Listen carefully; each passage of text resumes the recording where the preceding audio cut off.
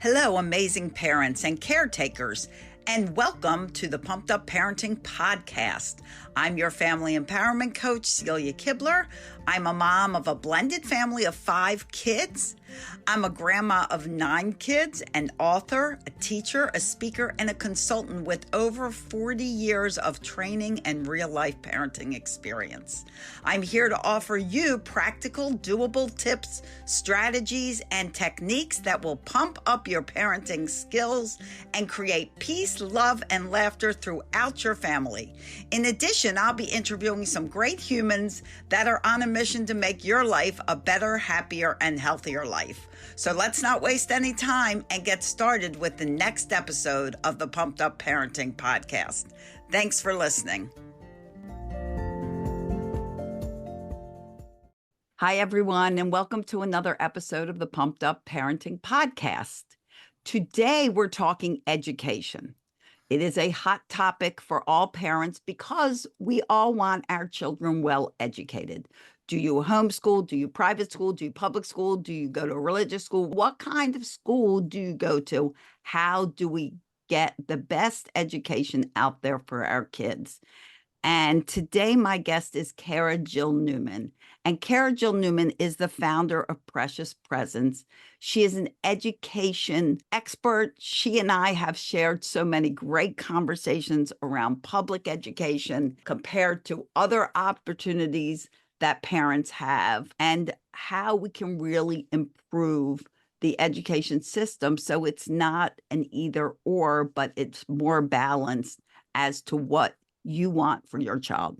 So anyway, let's get on with this conversation. Cara, welcome, and thank you for joining the Pumped Up Parenting Podcast. Thank you, Celia, for having me. I'm looking forward to having this conversation with you. So as you said, I am the founder of Precious Presence. I have been in education for 23 years in elementary school, ranging from teaching kindergarten, first grade, third grade, and fourth grade. So I've only missed second and fifth. So I have a wide range of different ages and different learning styles and all of that.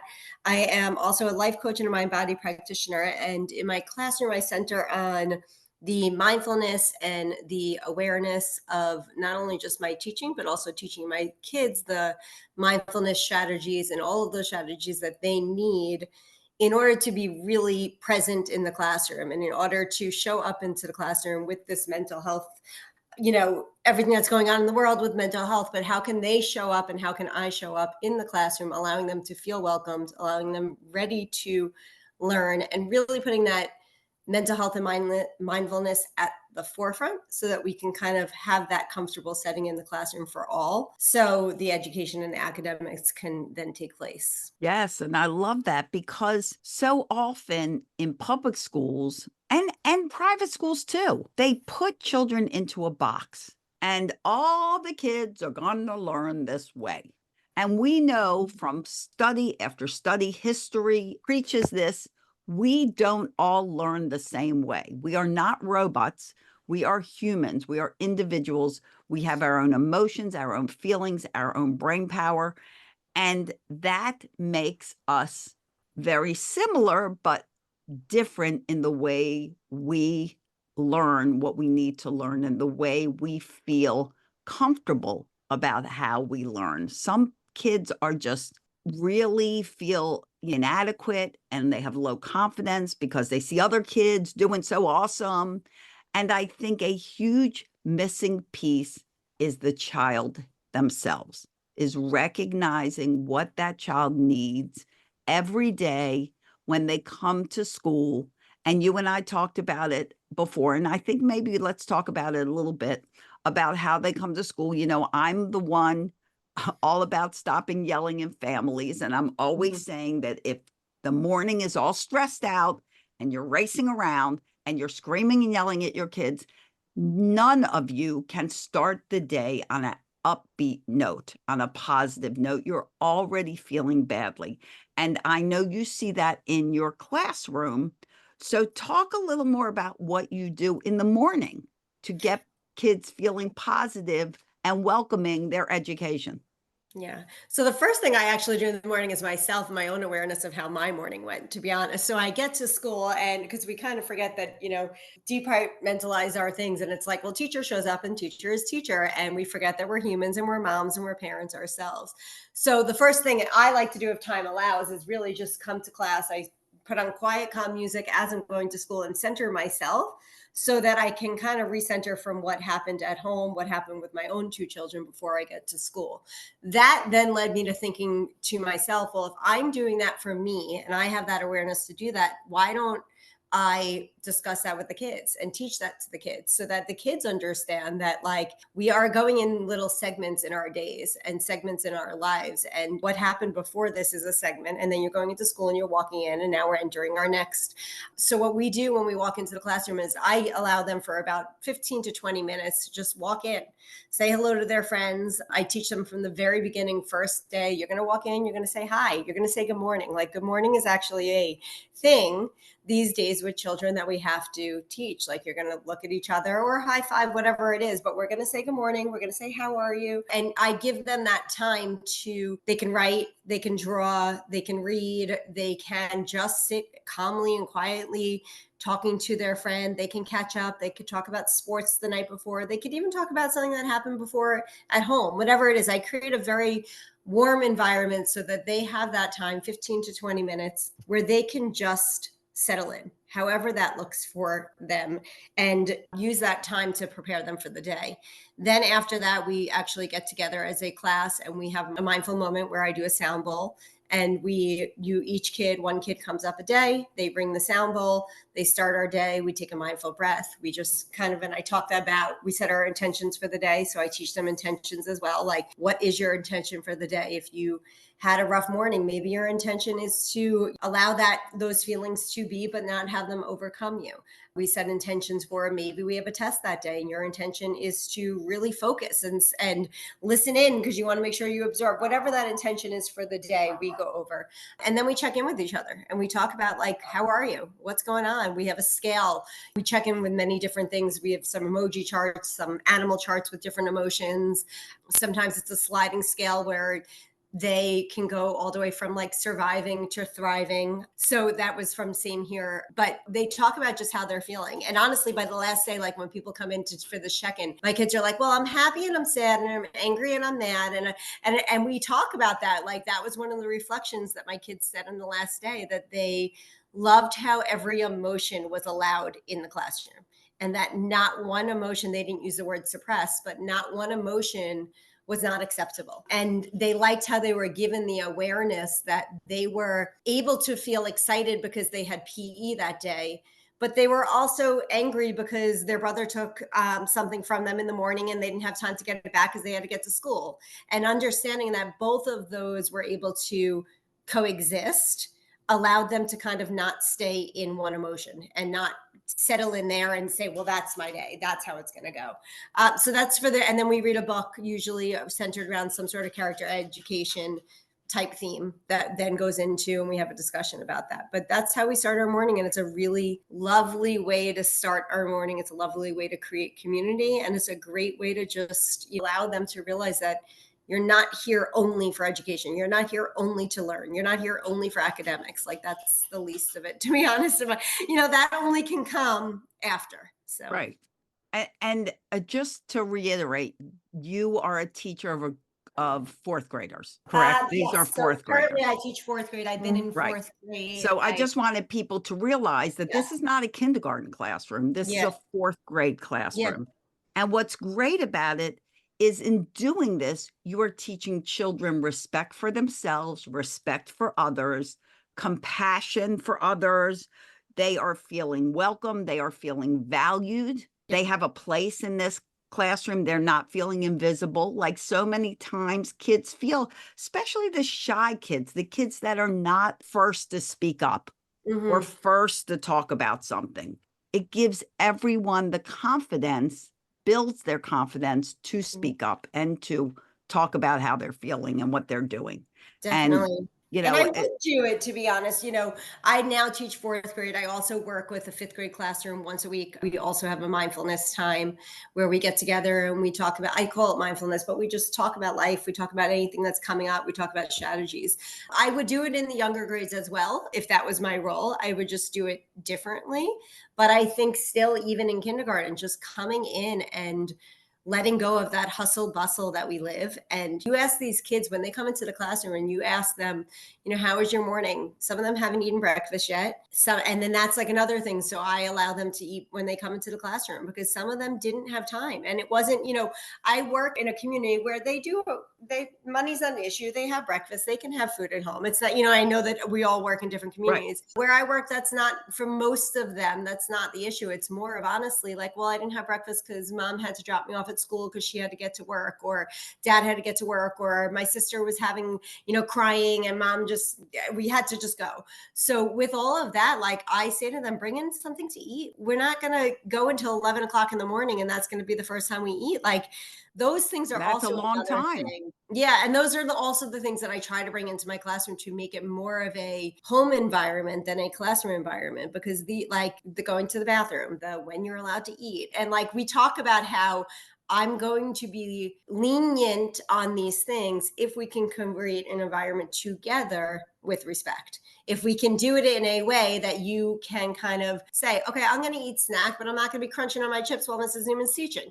I'm going to do it when I go back to my work and I'm sitting independently quietly, just like you wouldn't be doing it at home. Like it's kind of just creating that self-awareness amongst the kids as Yeah. well as to why they're doing what they're doing. And I'm sure picking up after yourself is one thing. So if somebody is eating a bag of chips, that bag of chips gets thrown away when it's Yeah. done. Yeah. It's creating that respect and helping to encourage children to want to create respect is a Yes. big thing. And often school systems, classes, they don't encourage it. And a lot of times kids feel like they can be as disrespectful as they want to be. Yeah. And that's not kindness, moves on to other emotions and other feelings. Yeah. So respect is, I had told you last time we spoke, that is like the first thing that we also teach in the classroom that first week. And we talk about how like rules don't really exist in the classroom because everything goes under the umbrella of respect. So we talk about what is respect. We talk about why respect is something that you have to give others, but we also talk about what respect to yourself is and what that looks like. So, when somebody says try your best, it's because you want to respect yourself. You only want to give your best, whatever that best may look like. It might not look like your neighbor's, it's yours. We talk about respect, certain things like the rule of walking in the hallway quietly. I try to talk away about it as like it's not a rule, it's other people are doing things in their classroom. It's just like if you were at home and you were watching TV in your room, or a dad was in the office on an important phone call, you would walk by really, really quietly because you don't want to distract them. So making sure that the kids have that same respect that I'm asking from them. And the way I do that is having them understand what we're doing. So it's not necessarily we're doing this just because we're doing this. And here are some of the reasons why this is what we're doing, whether it be what we're learning and trying to relate it to real life examples, whether it be, again, I don't call them rules, but let's just call them rules for expectations, I say. So like, what are the expectations and why are they the expectations? What is that doing for our classroom environment? What is that doing for our school environment? What is that doing to help you in the world? And so understand, listeners, that Cara is setting up a culture in Yes. her classroom. And you too, at home, as parents, should be creating the same culture. Respect is not just something a child has to do for you, it's also something you do for that child.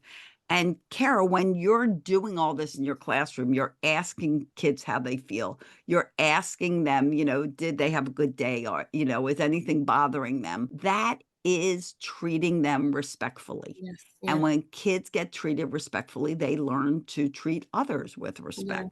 I've actually been told, it's funny. I've been told that like I treat my classroom like it's a college classroom. And at first I took that very offensively because I'm like, you know what? And then I was like, you know what? It's not a college classroom to me. It's actually a classroom to me that is allowing the child to take their own authority over themselves and to feel empowered. So it's a classroom where they're working independently and I'm not running over and helping them because I know that they can do the work, try the work, and then ask for help afterwards. It's the same thing as at home, not doing everything for the child because they can. And what they can't do, they'll ask for help. And then being respectful enough to say, hey, you need help with this? Sure. Right. I'd love to help. Welcome the request for help. Yes, that's like another big thing in the classroom where it's like a lot of times, well, I just taught that to you, or you should have been listening, or blah. And I'm thinking to myself, a lot of that sets a kid up for not being willing to ask for help. And I know myself as an adult, one of like the things that I have to unlearn is I'm allowed to ask for help. I'm allowed to be vulnerable enough to say, hey, I know you showed me how to do this 1, 2, 3, 4, 5, 6, 7, 8, 9, 10 times, but I take 11 times to learn something. Right. So and so takes one. And all of that is okay because it goes back to what you said before. Like we all learn differently, we all absorb differently, we all have different ways of implanting information and then letting it settle in. And knowing that is so important for the classroom, for home, for everything, for life, And honestly. it, yes.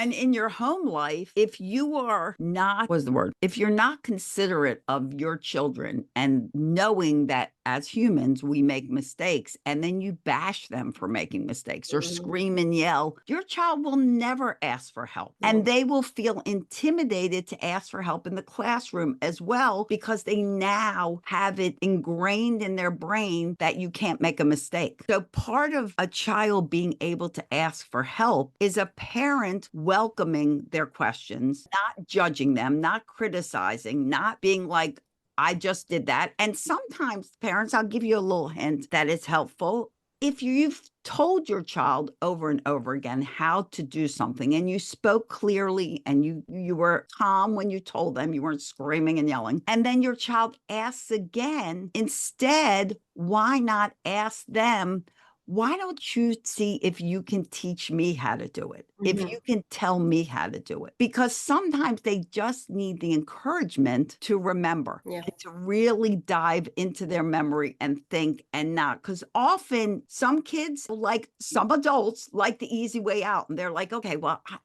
I can't remember exactly. So let me just ask mom again, or let me ask dad again, or let me ask the teacher again. But when you ask them to, the kids love to be teachers. Yeah. When you ask them to teach you or teach your little brother how to do it, all of that memory comes back and they're actually able to apply it, which means they know it. Absolutely. Yeah. And that's also where like that life coaching and that mind body comes in for me when I'm in the classroom and also when I'm talking to parents and even teachers. And I often say, if it's bothering you that they're asking you so many times, or if it's when they're making mistakes and you're yelling at them, reflect on that. What is that bringing up in you? For what is that trigger inside of you? Because I feel like even as parents, definitely, and in a classroom, like we have 20 something, 20 to 25 triggers in the classroom that like are Yeah. constantly bringing things up inside of us. And if we're not centered and we're not calm and we're not present enough to separate that and or realize like, why is that making me so on edge? Like, what about that request from the kid? Or what about that request? Is it because I'm having a hard day? Is it because I want to get everything done and I didn't have enough time to get it done? Is it because I'm worried an admin is going to come into my classroom? Like there's all these other factors that are on top of the kids' behaviors or the kids' quests. And that's in school and that's also at home. And allowing yourself also, like I teach my kids and myself, like you're saying, is to take a break. So like if a kid is asking me for help multiple times and I feel like I taught it to them and I see myself, nobody's perfect I will say like, I am willing to help you. I just need a moment. And I might just Right. go take that moment for myself. And at home, I teach that to my kids all the time. Like they'll ask me something or I'll start seeing something get a little heated. And I'm like, I'm going to, like, your feelings are all welcome here. I'm just going to take a moment. I'm going to take a moment and I'll admit, like, because if I don't take a moment, this situation is not going to go the way Right. that I want it to go. You So have to I'm going to calm step away. yourself. I'm going to regulate myself. And then, so not only am I doing that for myself, but I'm also teaching the child and my kids at home and in Exactly. school, you can regulate yourself before you do anything, before you act out. Like if you feel yourself getting angry, regulate yourself, walk away, step away, Right. go Take a ask, time out. People take always a go, oh, time. you shouldn't Yeah, take times out. That whole school your of own thought. time out, like Take it's a your own breather. time out. You don't need Exactly. to wait because typically, to be honest, when I don't do timeouts, but when that is a behavioral strategy that people teach, you're telling the kid when they need it versus allowing the kid to preempt their own need for those things. And that's what I really try to teach in the classroom is these self-regulating tools that allow them to be aware of what they need when they need it, so that I'm not the one who's telling them that, because I'm not going to be the little person on their shoulder for the rest of their Right, lives. right. They have to learn it. And like, I always tell parents, my clients, when for like little kids, because they're like timeouts don't work. But what they don't realize is we all need timeouts to regulate. Mhm. Instead of offering a timeout as a punishment, I encourage parents like make a happy place, make a place Yeah. where there's blankets and pillows and stuffed animals and books and puzzles and things that they can do calmly, not electronics. Let them Yeah. name it. It could be their dinosaur den. It could be their happy place. It could be whatever they want it to be. It could be Santa's Yeah. sanctuary, whatever. They probably won't call it a sanctuary, but should be one. Mhm. And then ask them, do you need some time in your happy place? Do you want to go visit the dinosaur den, and Yeah. growl? What a great way to get rid of, Yeah. pent up anger is to growl. And that then it doesn't teach the child, oh, you're being punished, punished, punished, Mhm. punished. You're teaching them productive ways to calm down as opposed to screaming, yelling, throwing, hitting, kicking, Yeah. biting, whatever that is, because that's our job as parents. Our job as parents is to teach them how to respond to their emotions. Yeah. Yeah. Teachers also should teach that and help kids know in the classroom, because the classroom is a different dynamic than at home. You have Yeah. other kids you're competing against, other kids, they have to understand that this kid gets to use the blue hoop when I wanted the blue hoop and I Yeah. have a yellow one, and you get into fairness of things. And it's the way of sharing and the Yeah. way of understanding and being cooperative. Yeah, and also just self-regulating, to piggyback off of that, teaching them different ways too, and like recognizing, like you had said in the beginning, that not only do we all learn differently, but we're all different in the ways that we self-regulate. So some kids, obviously we can't have a whole class go outside, but like really picking on the some kids may need to take a quick walk back and forth. Some kids may need to do 10 jumping jacks. Some kids may need to put on quiet music. Like, really recognizing, like, I know myself and in the dynamics of my family, like, I journal, I have to sit, I have to listen to quiet music. My husband needs to kind of have a conversation to be able to like offset some of his energy. So, like, just knowing again that we sometimes think our kids are not worthy of how we would treat ourselves. And we go to like this controlling aspect rather than realizing like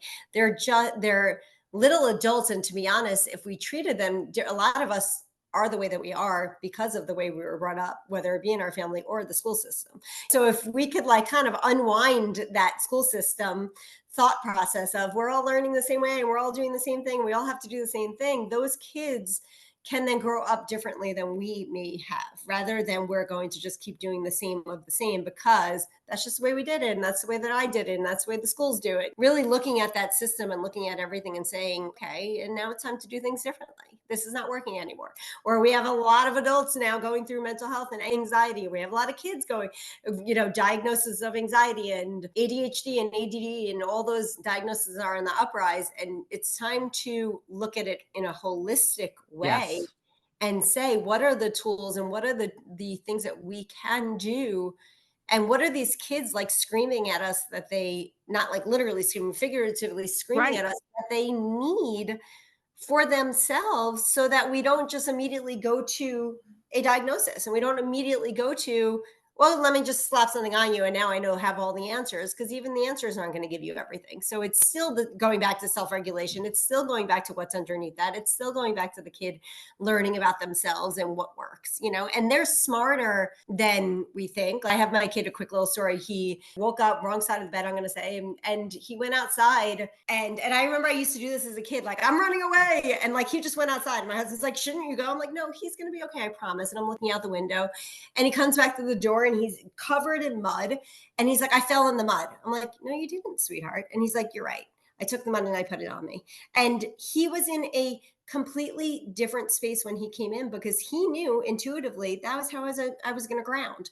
And I'm not saying to let every kid go outside and play in the mud, but Right. like he knew intuitively to go outside. And this is not something I've ever taught him. If anything, I'm like, stay away from the mud, you're going to get dirty. He knew intuitively to go outside, to play in the dirt, and came back 10 minutes later and was like, I'm better now. I And feel I didn't better. do anything, but he was able to, and now I have taught grounding strategies. I have taught these other things, but I also, in that moment, what I did was I didn't yell at him for waking up on the wrong side of the bed. I didn't yell at him for doing whatever and however he was talking to me. That's not acceptable.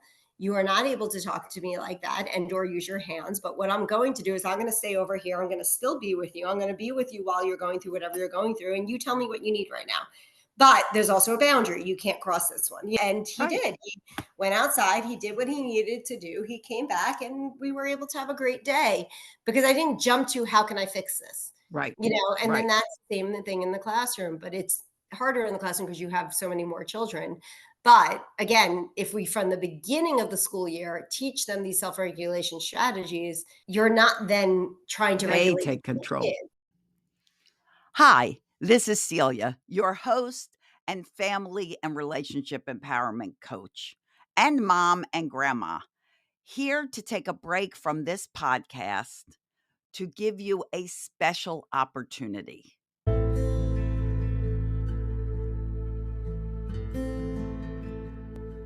As parents, we all have those moments. The pressure builds up, the noise gets too much, and before we know it, we're raising our voices higher than we ever intended. But what if there was a better way? Introducing 21 Days to Stop Yelling at Your Kids, a revolutionary program designed to help you communicate with your children without yelling. Imagine a home filled with understanding and respect, where your words have impact without the need to raise your voice. Created through my over 40 years of experience, this course offers you practical, easy to implement strategies that work in real life. You'll learn through interactive lessons, engaging exercises, and a supportive community. No judgments, just guidance. Because being a parent doesn't have to mean you're perfect. It's about growing and it's about becoming intentional. In just 21 days, life will be calmer and more harmonious. What if you don't get the course? Where will you be in 21 days? Still feeling like a bad parent? I encourage you to join the millions of parents that I have helped who have found a new path to communication and connection. Visit quityelling.com to enroll in the 21 Days to Stop Yelling course today. And for our podcast listeners, use the code PODCAST for a 60% discount. Quityelling.com, because love speaks so much louder than yelling. Thank you for listening, and I look forward to seeing you on the other side.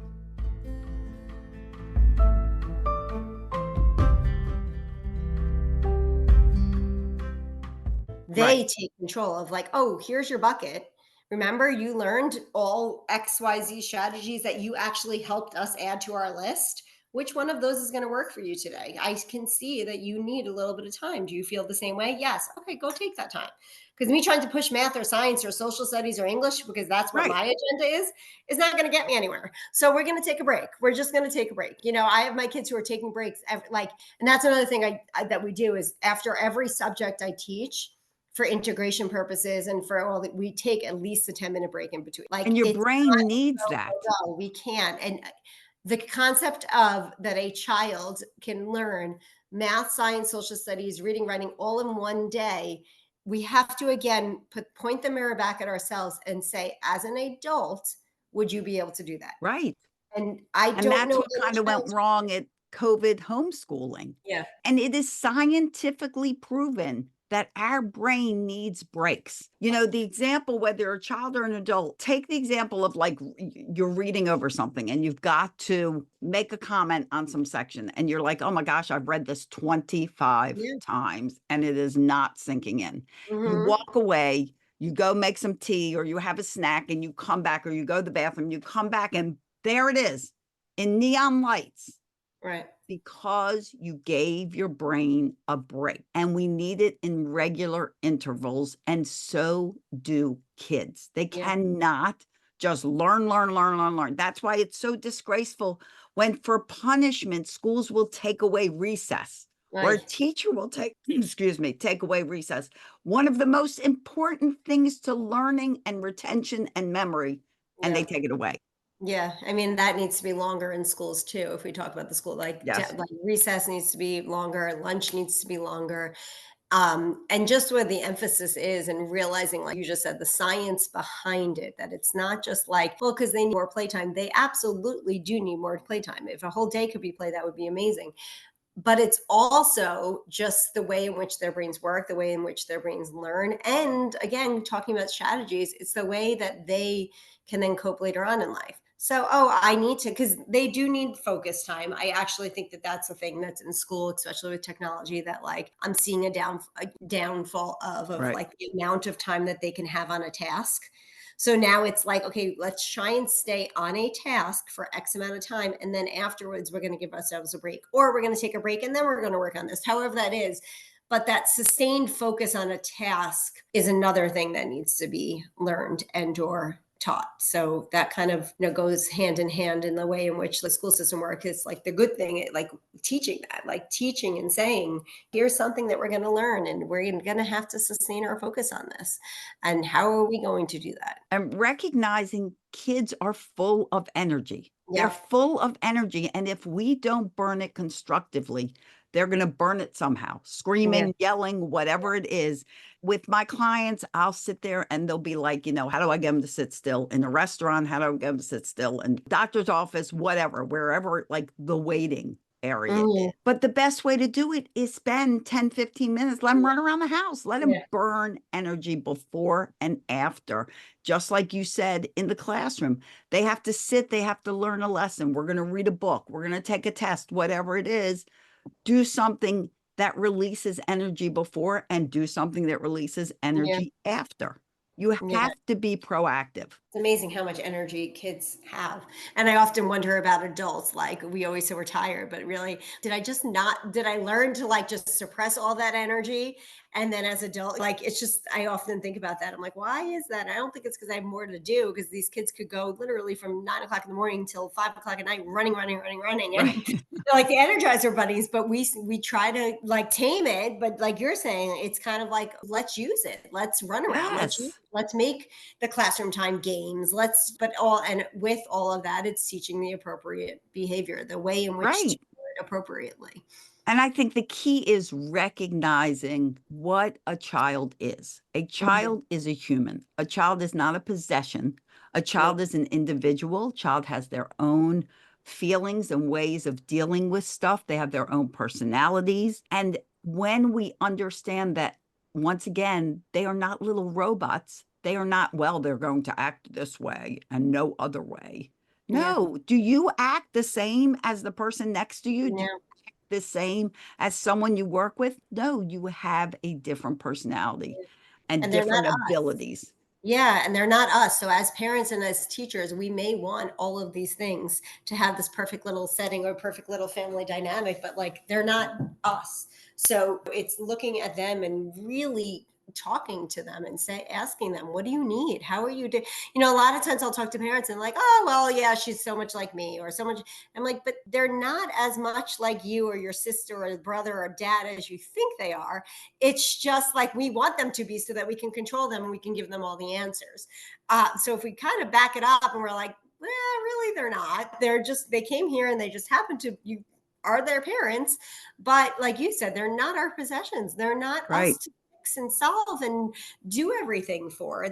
We're the guides, is the way I think of it. Is like, we're here to guide them. We're here to help them navigate through life and allow them to make the mistakes and allow them to, in these safe environments, help them understand what is right, what is wrong, why things are going not right. Doing all that with the kids and treating them in those ways. And that's where that respect comes from. Like it doesn't even have to Yes. be taught. It's really, the respect is coming from being seen and valued and heard. And when a kid is Exactly. being heard, they are saying back to you, like, hey, you know what? You see me and value and hear me. I want to do the same thing for you. I'm no Right. longer just a student in your classroom, but like I actually see that you care and I see that Yeah. you want what's best for me. I remember, when my grandkids were here and my son, that my older grandson and my son, his father, both said, because Mason, the younger one, was a very strong-willed, emotional little guy. And they go, and he was crying about, I don't know what he's crying about. I don't remember. But they said, oh, it's just Mason being Mason. And people say that all the time. And I looked at them, I'm like, who else is Mason supposed to be? Right. He's Yeah. supposed to be Mason. He is Hmm. unique. He is himself. He is not a duplicate of something else. He is Mason. And that is the only person Mason is supposed to Yeah. be. So true. It's And so true. people say that so much about kids. And then they cause that child to feel like, oh, something's wrong with me. I'm not good Mhm. enough. Yeah. Kill their confidence, kill their self-esteem. Well, what's wrong with me? Yeah. Why can't It's I the be whole, Mason? Who am I yeah, supposed to be? Like, it's the talk whole about shaming. Yeah. identity confusion. Yeah, it's like growing up and then you're shaming yourself for all of these things that you are. And you're just like, well, none of those things were accepted as a kid. Why? Because they Right. frustrated my parents or they frustrated my teacher. And it's, looking again like triggers that I was talking about before. It's looking on the other side and asking yourself why this is triggering you rather than trying to stop that behavior. I was Or called that stubborn emotion. all my life. Like, as a kid, I was stubborn, but I love how, and then as an adult, I started using the word strong willed. And I'm like, no, that I was called stubborn because I was not willing to change the way I was thinking or believing for somebody else. But really what I was is I was strong willed, and I was strong willed because I believed I was willing to listen to others, but I took on this stubborn personality because it was like I had to hold so tightly onto what I was believing because the other side wasn't being seen or heard or valued Right. from. And it's so true, but this is who I am. And then you get into this adulthood of like this shaming because it's just like exactly what you're saying. The way in which I'm showing up is not how everyone else wants me to show up, but I'm Right. showing up as me. Like, that's We all I'm want you doing. to be you. It's so often kids will think, well, just like you said, that stubbornness is a great quality as an adult. Often the qualities that challenge parents when kids are little are the qualities that make them awesome grown-ups. And 100%. parents will try to limit and kind of downplay a quality because it's difficult for them, the parent. But Yes. when you think about it, you want to encourage it. You just Mhm. want to encourage it in a positive way. And many times it's because they weren't allowed. So I know with my son now is very strong willed and it can get under my skin so much. And a lot of it is because I'm just like, oh my gosh, I'm letting him have a voice that, wow, like I'm letting him do these things that like, it's just like, is this the right way? Because it's not, it's different than what I was allowed to do.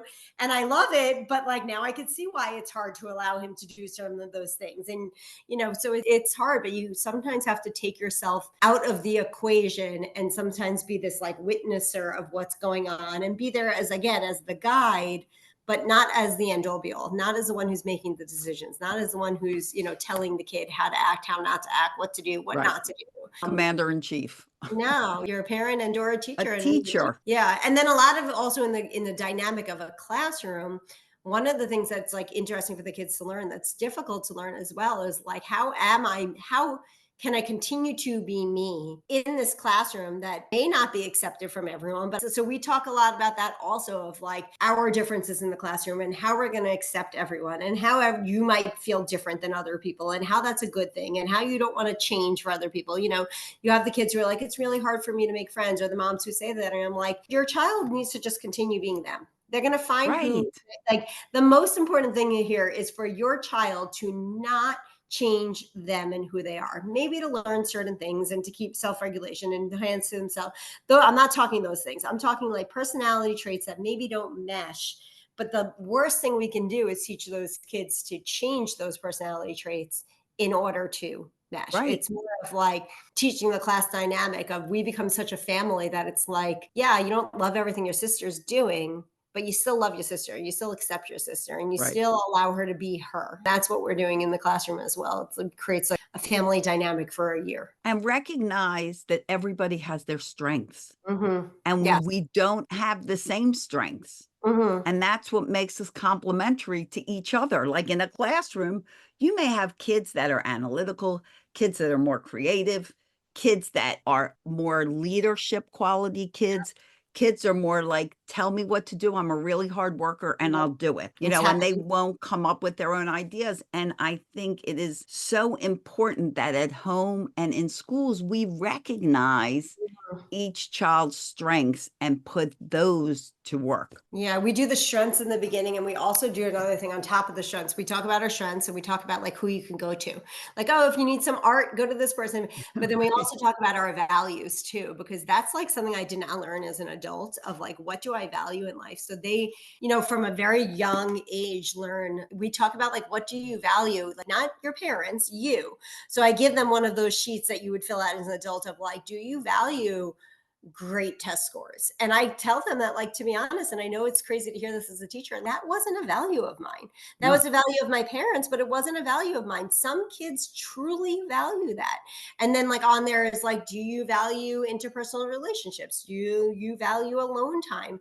And like really understanding and knowing what your personal values are, so you can understand why when something is being presented to you and it might not feel important to you, it might just not be your top value. And that is right. okay. That is completely okay. It might not be understandable, and that's what teaches kids integrity too. Yeah. When somebody's bullying someone else and it overwhelms another child so much, like how can they do that? The reason they get so overwhelmed and could be emotional and they're not being bullied is because it goes beyond their value system. Mhm. Yep. And when somebody does something that is so foreign to you that you don't understand it, that's when it is so difficult to deal with. Think of something someone did in your family, like Yeah. your own personal family, Mhm. and you were like so frustrated. But how could they do that? I don't understand how they could do that because it goes against your value system. Yeah. And that's what happens in schools too. And it's just, I love all this. So honestly, Cara, because we could talk about this for hours Yeah, and all day. hours. All different avenues. There's many Exactly. different topics So within it. what can we do as parents coming from you, a teacher in the public school education system? Can parents do anything about it? I know the public schools have some crazy rules and requirements, and it limits the creativity of teachers, I Mhm. believe. I could be wrong. Yeah. But No, you're what would your suggestion be to a parent who is listening to this going, yes, why can't public school be like this? Yeah, I mean, one suggestion is limiting the technology at home and the scheduling and the overscheduling, because I believe that the kids are in school for so long during the day, but also just the overscheduling of the activities and the overscheduling of the technology and all of that. I think then leads to this space in the classroom where I notice the kids don't know how to just be. So, like, really upping the time at home that you allow kids to just be. Like, whatever just being looks like. It could just be sitting on the couch staring into the sky at the ceiling. It could just, whatever it may be, but just giving them time to just do them, whatever that looks like to them, without the schedule, without the coach, without the orchestrated play date, without all of it. It could be a play date, but like, don't get involved. Don't give them 1,001 crafts and all these things, like that hyper vigilant behavior, because then they do come to the class, these kids, and they're just like, I don't know what to do with downtime. I Right, don't know because they're how to be. micromanaged all the Yes, time. yeah, and then I also would say, like, just, emotional piece of just also allowing them to feel and to have and to welcome in every single emotion, and not quickly going to, "There's something wrong with my child. My child needs a diagnosis. I need to bring my child to a doctor." Please don't do that. Recognizing that your children are, it's all welcome. And the more that we could allow every emotion to be felt, and the more that we can like teach them that self-regulation, but also teach them that like nothing is forever. So like if we're feeling angry right now and then we're happy, that's okay. It's okay to go from this to this, like kind of like Inside Out, the movie, where, Right. and allowing them to feel all those feelings and allowing them to feel all those emotions, and not feel like they have to either suppress them and or feel like we have to intervene at all times. Just naming them, like, oh, I can, I notice that you're feeling X, or how are you feeling right now? And really kind of, and having those, like, we have the check-ins, but like allowing that check-in to happen at home as well. Also, just, same thing with the creativity and giving them as many ways and opportunities to have that creativity at home.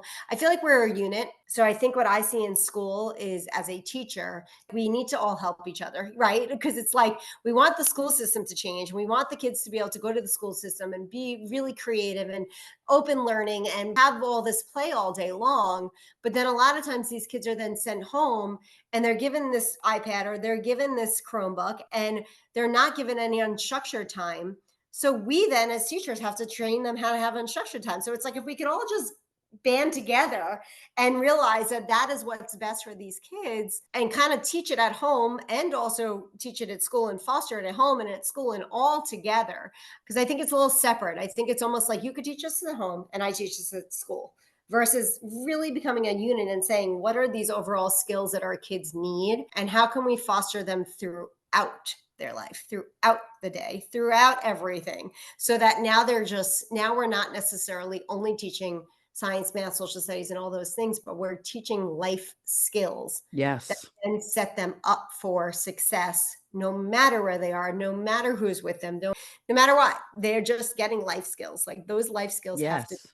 taught and fostered first. Exactly. We are Um, raising adults. They're already children. yeah, We're not raising children. They're yeah, already that. yeah. And then the last, thing I would also say is like separating, like I said before, using, I think often our kids are here for our own inner work. And I'm just, as a coach and a mind body practitioner, I just love inner work and personal development and all that. So like I tend to just use my kid, not use them, but I tend to see my kids inside the classroom and at home and say, like, again, what is this bringing up in me? And how can I kind of work on myself versus changing that external? So, like, not constantly trying to change our kid and change our kids' behavior, but really paying attention to our own energy, our own way of being, our own voice, our own tone, our own everything, so that we can realize that our outside, whether they be the students in our classroom or the kids in our house, are mirroring us. So we're not trying to change them, but we're trying to kind of see, like, hey, how is this going? Like, how am I being mirrored right now, back now, what I'm giving? Like, it's often that I hear my kids say back to me something and I'm like, oh, I must say that a lot. If they're really, and it's just like, so you just have to That sounds just realize like me. yeah, yeah, like, and they say the things, and they really, they're looking up to us. So it's really us who the work comes starts with us, because then our Yes. kids are going to be able to learn from us. But if we're not regulated, or we're being constantly triggered, or our nervous system is off whack, and we're not using our meditation and our mindfulness and our breathing, we can't expect our kids to. So Right. if you're kind of like, oh my God, my kid never sits down, maybe turn the mirror back Maybe on you yours. don't. Where do you not sit? Where are Parenting you is pushing your kid so to not sit? much about parents. Yeah, It's yeah, about you guys. I yeah, know a lot of people are like, fix my kid. You need to fix you first. And yeah, that's when people come to me and they're like, will you help my child? I will absolutely help any child, but I'm going to want to work with you as well, because you cannot help a child and bring them back to a dysfunctional family and expect it to work. absolutely not. Nope. And it's, what are they bringing up in me? And where are these core wounds? And where are these core behaviors? And where are these core patterns that thankfully you're now aware of as a parent and or a teacher, that you're, wow, self-awareness. Now I can take this awareness and say, what is it that I don't want to repeat in this family dynamic or in this classroom, that doesn't have to be repeated if I really start to do that inner work on my own. Exactly. Well, this has been so valuable. And I know you parents have really gotten a lot of information. I hope if you didn't take notes the first time, maybe you listen to it again and take notes. Share this with other parents that you know this would help. Give us a comment. Let us know how you enjoyed this. I really appreciate you being here with me, Cara. It's been such a pleasure. Thank you so much for having me.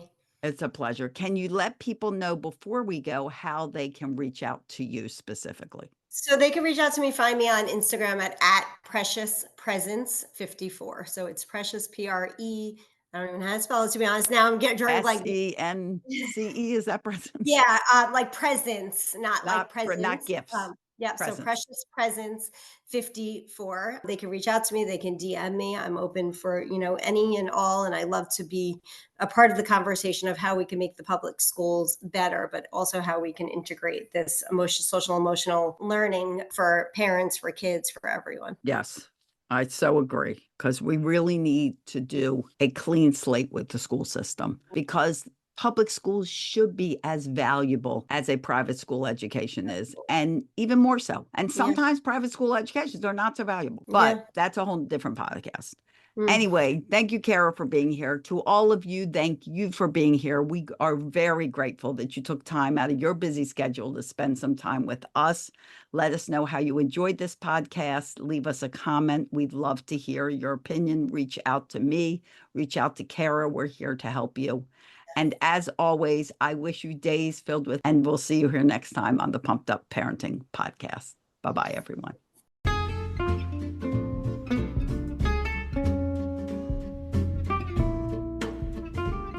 Thank you for listening to the Pumped Up Parenting Podcast. If this episode was helpful to you, please share it with a friend and leave us a review that will help others. Wonder why kids don't come with a manual? Well, wonder no more, because I wrote you one, and it's just won a wonderful Mom's Choice Award. Go to celiasbooks.com and buy your copy of Raising Happy Toddlers, as well as my children's books. I appreciate you being part of my mission to help 10 million parents stop yelling at their kids. Please be intentional and hug on those kids of yours. See you at the next episode.